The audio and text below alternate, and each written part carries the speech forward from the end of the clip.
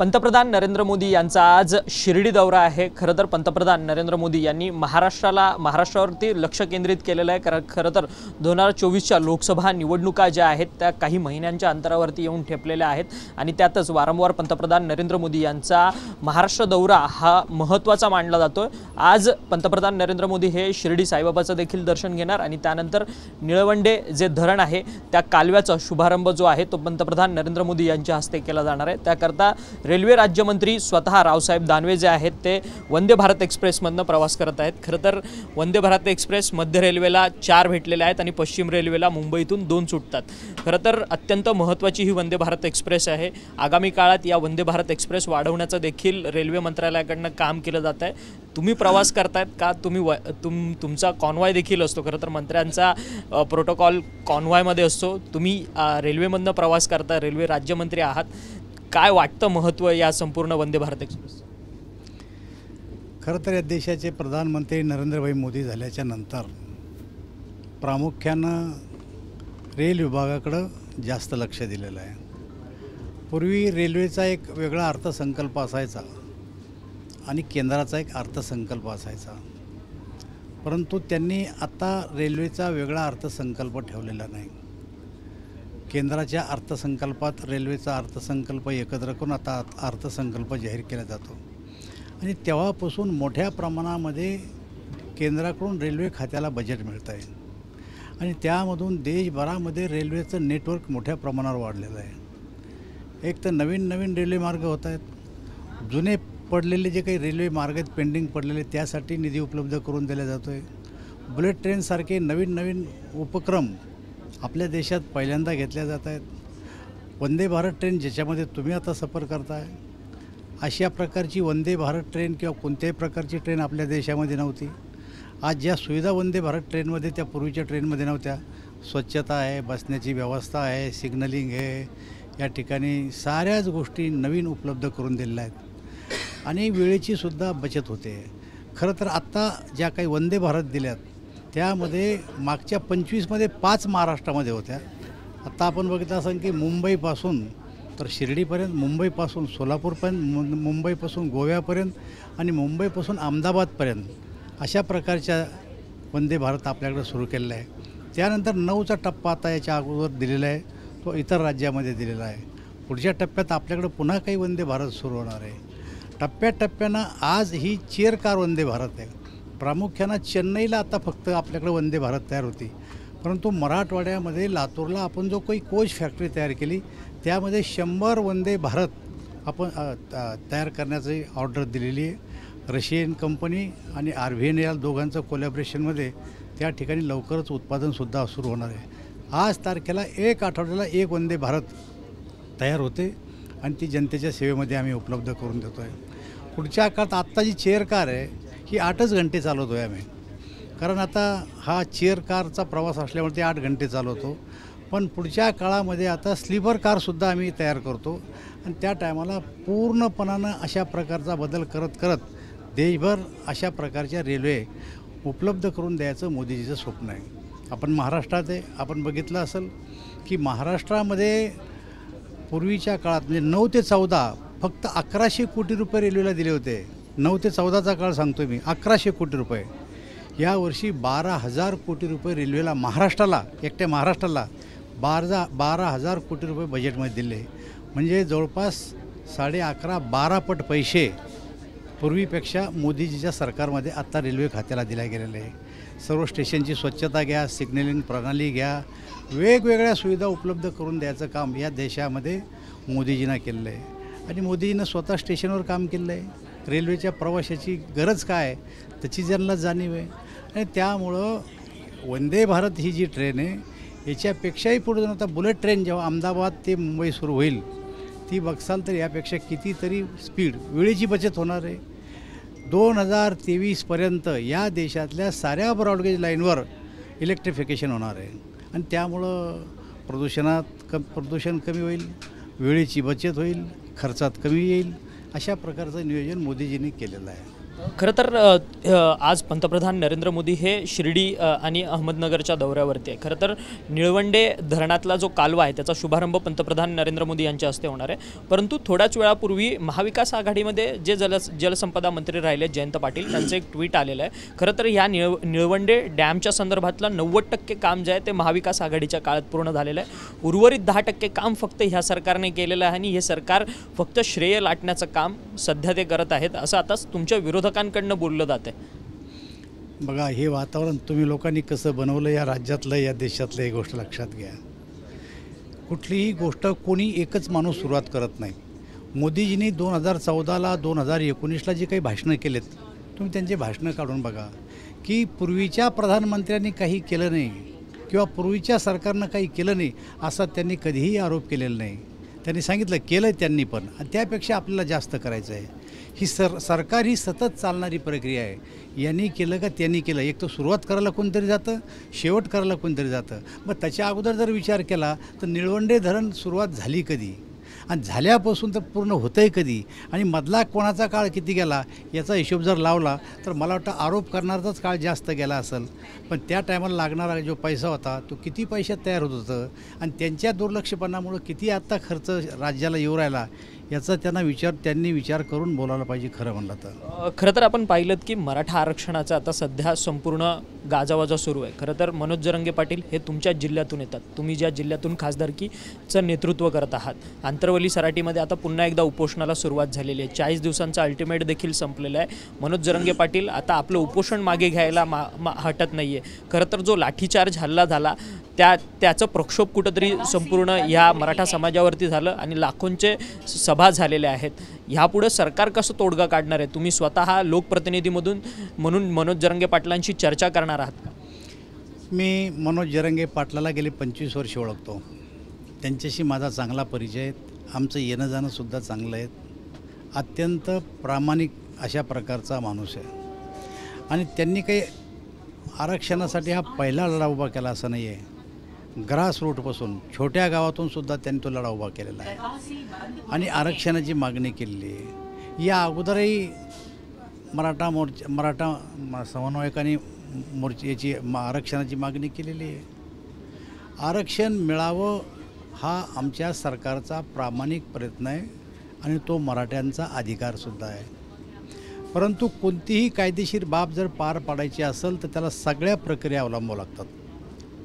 मागासवर्गीय आयोगाची स्थापना करावी लागते. आयोगानं राज्यभर दौरा करावा लागतो.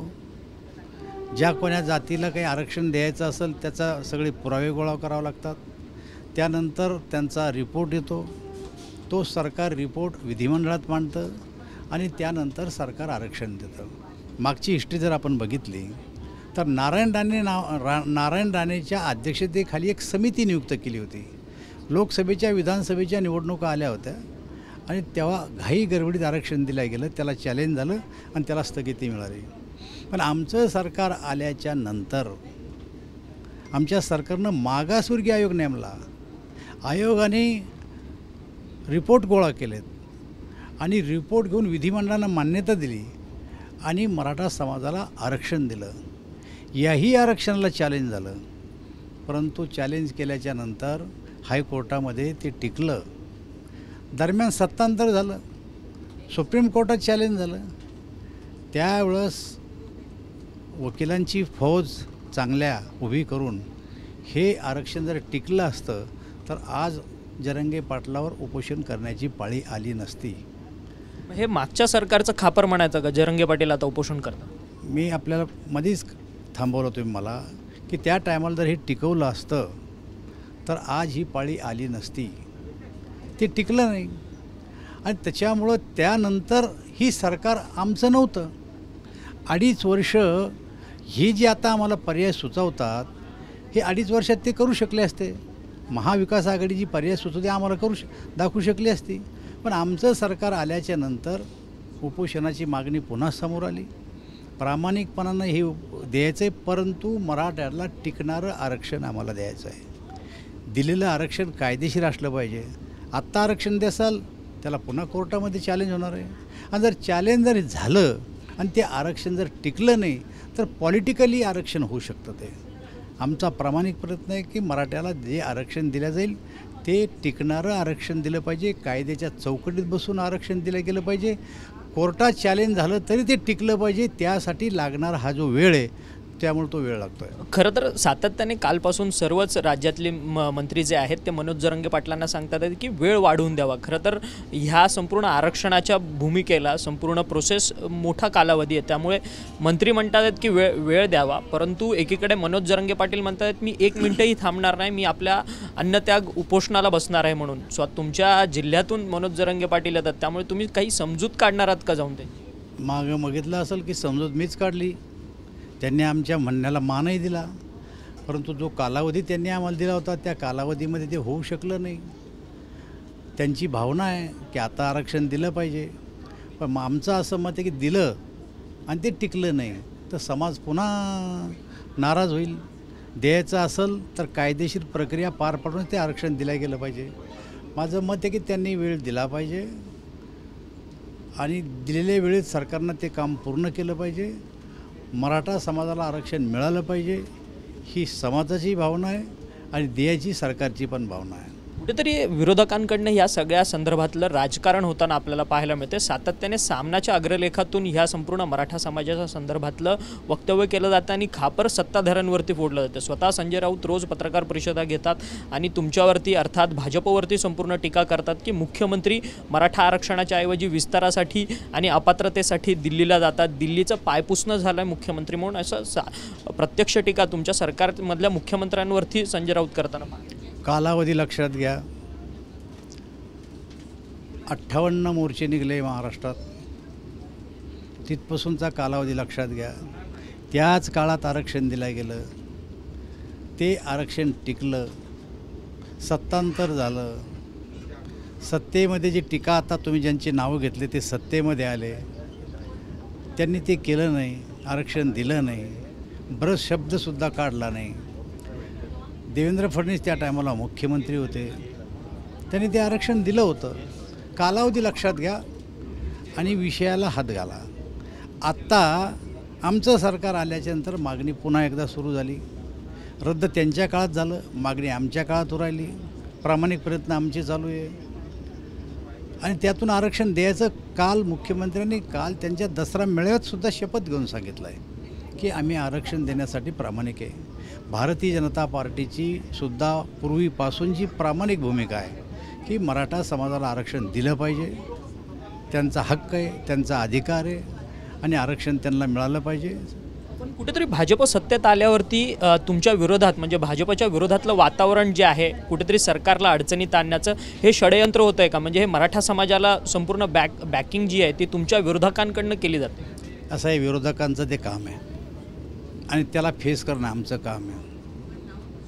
त्यांच्या आरोपाला तोंड द्यायला आम्ही समर्थ आहे. पण याला आर्थिक रसद पण पुरवली जाते. काही आमच्यासाठीच होतं असं नाही. आर्थिक रसद देखील पुरवली. शरद पवार गेले होते भेटायला, त्यांच्या विरोधात काय घोषणा दिल्या तुम्ही ऐकल्या की तुम्ही 60 वर्ष काय केलं आहे? असं नाही आहे की ते आमच्याच विरोधात बोलत आहेत लोक तर त्यांच्या विरोधात बोलतात. असं ते मनोज जरांगे पाटलाने कोण्या एका पक्षाला टार्गेट नाही केलं. टार्गेट करतायत हे की ज्यांनी आरक्षण गमावलं सुप्रीम कोर्टात, आम्ही टिकवलं त्यांनी गमावलं. मनोज जरांगे पाटील कोण्या एका पक्षाला टार्गेट करत नाही आहे. शरद पवारला पळवून लावलं त्यांनी. उद्धव ठाकरेशी काय फार त्यांनी चांगली हे केलं थोडंच. हे विरोधक आमच्यावर आरोप जर करत असतील तर त्याला आम्ही राजकारण समजतो. परंतु हेच उद्धव ठाकरे मेळाव्यात म्हणतात आहेत की मनोज जरांगे पाटलांचं एकीकडे त्यांनी कौतुक केलं, परंतु भाजपच्या संपूर्ण शिवसेनेच्या अर्थात शिंदेंच्या भूलथापांना भुलू नका असं देखील ते म्हणतात. सावध राहा म्हणतात. कौतुक करणं वेगळं आणि कृती करणं वेगळे. त्यांनी कौतुक केलं, 2.5 वर्षात कृती नाही केली त्यांनी. त्यांना मराठा समजत नाही, त्यांना आरक्षणच कळलं नाही, त्यांनी बरंच शब्दसुद्धा काढला नाही, वेळ मारून नेला. शरद पवारांनी आत्ता त्यांचं आत्मचरित्र लिहिलं आहे, लोक माझ्या संगती, त्याच्यामध्ये लिहिलं आहे की असा मुख्यमंत्री मी बघितला नाही की जो एकच दिवस मंत्रालयात आला. एकच दिवस, हे शरद पवारचं वाक्य आहे, माझं नाही आहे. कम्युनिकेशन नव्हतं, हे लोक माझ्या संगती पुस्तकात लिहिलं त्यांनी सांगितलं कम्युनिकेशन नव्हतं. जो मुख्यमंत्री मंत्रालयामध्ये एक दिवस येतो, जो कम्युनिकेशन ठेवत नाही, त्या मुख्यमंत्र्याला आमच्यावर आरोप करण्याचा अधिकार नाही आहे. देवेंद्र फडणवीस असताना त्यांनी आयोग नेमून आयोगाचा अहवाल घेऊन आरक्षण दिलं होतं आता आरोप जर आमच्यावर करत असतील तर ते राजकारणापोटी करतात, त्याला आमचा काही विरोध नाही आहे, आम्ही त्याला तोंड देऊ. खरं तर मराठा आरक्षणाचा जे मुद्दा आहे खरं तर महत्त्वाचा आहे, कारण की मराठवाड्यामध्ये तुम्ही मराठवाड्याचं प्रतिनिधित्व करता. मराठवाड्यामध्ये हे संपूर्ण प्रश्न जे ज्वलंत निर्माण झालेले आहे, एकीकडे तरुणाईच्या हाताला काम नाही आणि तरुणाई संपूर्ण या मराठा आरक्षणाच्या आंदोलनात उतरली आहे. त्यामुळेच आता जे गुणरत्न सदावर्ते ज्यांनी मराठा आरक्षणाच्या विरोधात याचिका केलेली सातत्याने भूमिका मांडतायत, त्यांच्या गाड्यांची तोडफोड आज सकाळी झाली आहे. मराठा क्रांती मोर्चानेही संपूर्ण गाड्यांची तोडफोड त्यांच्या मुंबईतल्या घराच्या बाहेर केलेली आहे. खरं तर ह्या सगळ्या गोष्टीकडे कसं पाहता, आणि खास करून जे गुणरत्न सदावर्ते आहेत ते फडणवीसांच्या सांगण्यावरतून हे सगळं करतात असं देखील सातत्याने मराठा क्रांती समाजाच्या काही पदाधिकाऱ्यांकडनं बोललं सांगितलं. हे बघा, गुणरत्न सदावर्ते हे कोण आहेत तुम्हाला सगळ्यांना माहिती आहे. देवेंद्र फडणवीस यांनी मराठा समाजाला दिलेलं आरक्षण हायकोर्टात टिकवलं आणि त्याला चॅलेंज करणारा हा माणूस आहे. त्याने चॅलेंज केलं आणि नंतर ते रद्द झालं आहे. आमचं मत हे आता रद्द झालेलं आरक्षण आम्हाला द्यायचं आहे, परंतु कोणत्याही समाजावर अन्याय करून ती द्यायची आमची भूमिका नाही आहे. प्रत्येकाला दिलेलं आरक्षण जसंचं तसं ठेवून मराठा समाजाला एक वेगळं आरक्षण द्यायचं. त्यासाठी आता क्युरिटी पिटिशन जे कोर्टात दाखल झाले, एक शेवटचा प्रयत्न झाला आणि कोर्टानं जर मान्य केलं तर मराठा समाजाला नक्कीच आरक्षण मिळाल्याशिवाय राहणार नाही. आता काही लोक असं म्हणतात की केंद्रानं हे आरक्षण द्यावं. आता केंद्रामध्ये अनेक आरक्षणं चालू आहेत. जाटांचं चालू आहे, गुजरांचं चालू आहे, धनगरांचं चालू आहे, मराठ्यांचं चालू आहे. हा विषय केंद्राचा नाही आहे, हा विषय राज्याचा आहे. आणि ज्याला कोणाला एखाद्या नेत्यावर आरोप करायचा असेल त्याच्यासाठी केंद्राला ओढल्या जाते. मध्ये केंद्राचा संबंध नाही आहे, हा राज्याचा संबंध आहे. हे राज्यानं दिलेलं आरक्षण होतं, दिलेलं आरक्षण हायकोर्टानं टिकवलं होतं, हे राज्याचा विषय आहे. आणि आता त्याला उगाचच केंद्राकडे वोट दाखवणं म्हणजे न समजपणाचं लक्षण आहे त्यांचं. गुणरत्न सदावर्ते याचा भाजपशी, देवेंद्र फडणवीसांशी अर्थार्थी काहीही संबंध नाही. उलट भाजपच्या विरुद्ध असलेला हा माणूस आहे. आत्ता त्यांचे स्टेटमेंट वाकडे तिकडे यायला लागले, पण याच्या अगोदर स्टेटमेंट. परंतु ज्या पद्धतीने भाजप ज्यावेळेस विरोधात होतं त्यावेळेस भाजपला कुठेतरी मदत करण्याचं काम गुणरत्न सदावर्ते हे करत होते, असा देखील आरोप मराठा समाजाकडनं आणि आता तुमच्या विरोधकांकडनं केलं जातं. खास करून आमच्या विरोधकाचं ते कामच आहे.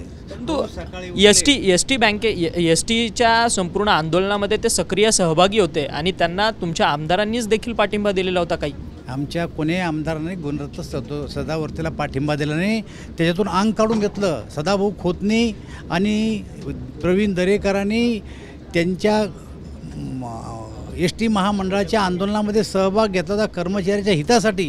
पण जेव्हा गुणरत्न सदावर्तेनं उडी मारली तेव्हा आमच्या लोकांनी त्या आंदोलनातून माघार घेऊन टाकली होती. ही गोष्ट लक्षात घ्या, तुमच्या चॅनलला दाखवलं आहे. सर, पण ज्या पद्धतीने एस टी बँकेमध्ये अखंड भारताचा फोटो लावणं, भारतमातेचा फोटो लावणं, त्याचसोबत पंतप्रधान नरेंद्र मोदी असतील, बाकीचे नेते मंडळी असतील, ह्यांचा फोटो लावणं हे कुठेतरी भाजपशी संलग्न आहे असं सातत्याने बाहेर जातं मॅसेज. अरे असं एखादा माणूस काही विकृती करतो त्याला तुम्ही भाजपशी जोडता. अरे कोणी काही करेल त्याला काय भाजपचा माणूस म्हणतो का त्याला असं कर? आम्हाला देश चालवायचा, आम्हाला राज्य चालवायचं, आम्हाला या राज्यात शांतता हवी आहे, आमचं सरकार आहे. सरकारमधला कोणी माणूस अशा प्रकारचे फोटो लाव, अशा प्रकारचं वक्तव्य कर, कधी कोणाबद्दल बोलतो, आम्ही कधी नाही केलं. तुम्ही आत्ता म्हणलं की तुमच्या आमदारांना साथ दिली, नाही, उलटं आहे ते. त्यांनी जेव्हा उडी घेतल्यावर आमच्या आमदारांनी विड्रॉल केलं की अशा माणसासोबत आम्ही आंदोलनामध्ये सहभागी होणार नाही. तुमच्या कार्यकर्त्याला अर्थात मनोज जरंगे पाटील जे आहेत त्यांना तुम्ही समजूत घालायला तुम्ही स्वतः जाणार का अंतरवली सराटीमध्ये? काल गिरीश महाजनाने त्यांच्याशी फोनवर चर्चा केली. मी पण त्यांच्याशी फोनवर चर्चा करेल. आंदोलन सध्या तीव्र आहे, कोणीही आमच्याकडे येऊ नये अशा प्रकारचं त्यांनी सांगितलेलं आहे. त्यामुळं जोपर्यंत त्या भावना लोकांच्या शांत होत नाही तोपर्यंत त्यांच्याशी फोनद्वारे वगैरे आम्ही संपर्क साधतो. मी मनोज जरंगे पाटलाशी आत्ता या आठवड्यात बोललो नाही, आम्ही रोज एकमेकाशी बोलत होतो, पूर्वी पण बोलत होतो. आणि त्यांची जेव्हा समजूत घातली आणि उपोषण मागं घ्यायची जेव्हा त्यांनी हो म्हणलं तेव्हा तुम्ही बघितलं असेल की मी स्वतः त्या ठिकाणी होतो. त्यांनी आमच्या म्हणण्याला मानसुद्धा दिला होता. परंतु आता त्यांना आत्ता आरक्षण पाहिजे आणि सरकारला सगळ्या प्रक्रिया पार पाडून ते आरक्षण द्यायचं आहे. परंतु त्या दरम्यान जर मनोज जरंगे पाटलांच्या संपूर्ण जीविताला काही धोका वगैरे झाला, कारण की ज्या पद्धतीने ते अन्नत्याग आंदोलन उपोषण करतात आहेत सर. त्यांची काळजी घेणारे एक मराठे लाख मराठे आहेत आणि त्यांची काळजी सरकारसुद्धा घेईल.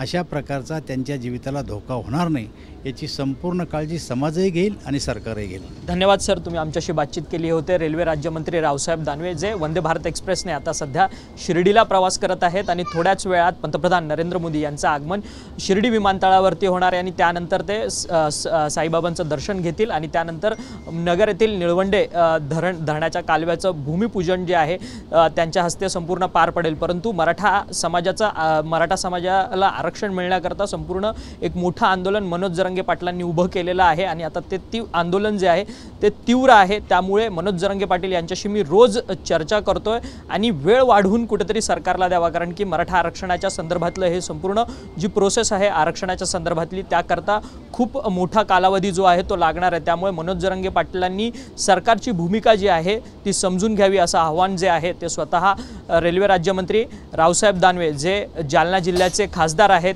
स्थानिक लोकप्रतिनिधी आहेत, त्यांनी आपल्याशी बोलताना केलेलं आहे. व्हिडिओ जर्नलिस्ट रोहनसह अक्षय मंकणे, TV9 मराठी, मुंबई.